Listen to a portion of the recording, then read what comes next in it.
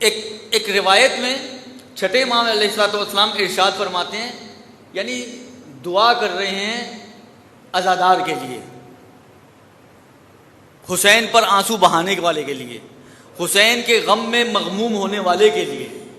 मौला कहते हैं इरहम तिलकल आयुन लती, खुदा से दुआ करें कि परवरदिगारा रहम कर, अल्लाहुम्मा इरहम तिलकल आयुन लती जरत दुमुअहा रहमतन लना, जो हम पर रहम खाते हुए हम पर आंसू बहाता है, परवरदिगारा उसके इन आंसुओं पर रहम फरमा, उनके इन आंसुओं पर रहमत नाजिल फरमा।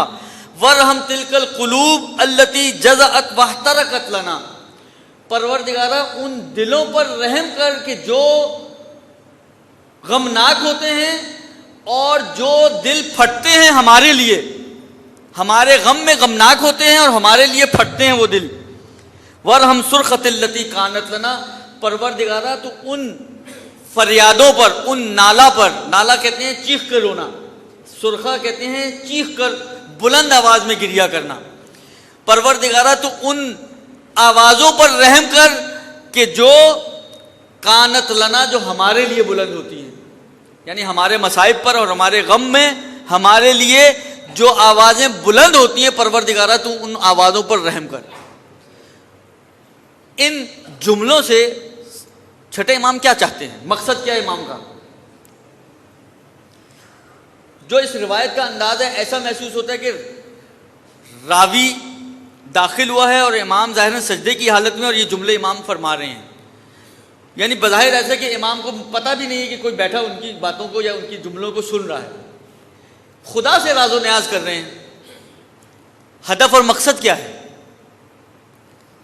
मकसद यही है ना कि इंसान को शौक़ पैदा हो कि जब इंसान ये देखता है कि छठा इमाम, मासूम इमाम खुदा से रहमत की दुआ कर रहा है, उन आंसुओं के लिए जो हुसैन के गम में बहते हैं, उन दिलों के लिए जो हुसैन के गम में मगमूम होते हैं, उन नाला और फरियादों के लिए जो हुसैन की गम में बुलंद होती हैं, तो इंसान में एक शौक़ पैदा होता है, इंसान में एक लगन पैदा होती है कि वो इस दुआ को हासिल करने के लिए अज़ादार हुसैन बन जाए।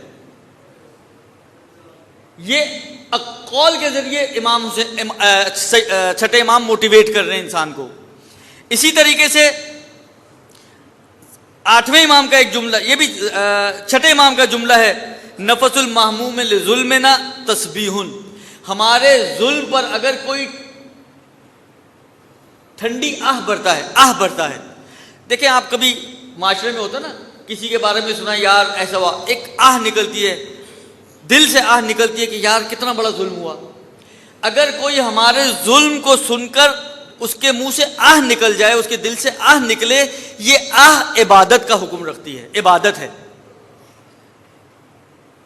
आप नमाज पढ़ रहे हैं, इबादत कर रहे हैं, आप खुद मजलिस में बैठे हुए हैं, इबादत कर रहे हैं, आप रोज़ा रखते हैं, इबादत करते हैं, आप सदका खैरात करते हैं, इबादत करते हैं। जिस तरह ये सब चीज़ें इबादत है, सिर्फ जुल्म अहले बैत के ऊपर एक आह भरना ये खुद एक इबादत है। फिर मेरे मौला फरमाते हैं वहम्मुहु लना इबादत, तस्बीह है, वहम्मुहु लना इबादतुन, और हमारे लिए गमगीन होना ये खुद इबादत है। ठंडी आह भरना तस्बीह का सवाब रखता है, मगमूम होना ये इबादत का सवाब रखती है।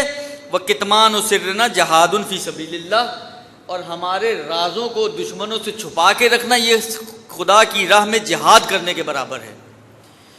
आखिरी जुमला बड़ा अजीब है। मेरे मौला कहते हैं कि यजबु अन युक्तब हाज़ल हदीस बिज़्ज़हब, ज़रूरी है कि इस हदीस को सोने के पानी से लिखा जाए। इतनी कीमती हदीस है कि हमारे हक़ में अगर कोई आह भरता है जुल्म का सुन के तो तस्बीह का सवाब, मग़मूम होता है तो इबादत का सवाब, और हमारे राज को अगर छुपाता है दुश्मनों से तो ये खुद जिहाद फी सबीलिल्लाह का सवाब रखता है।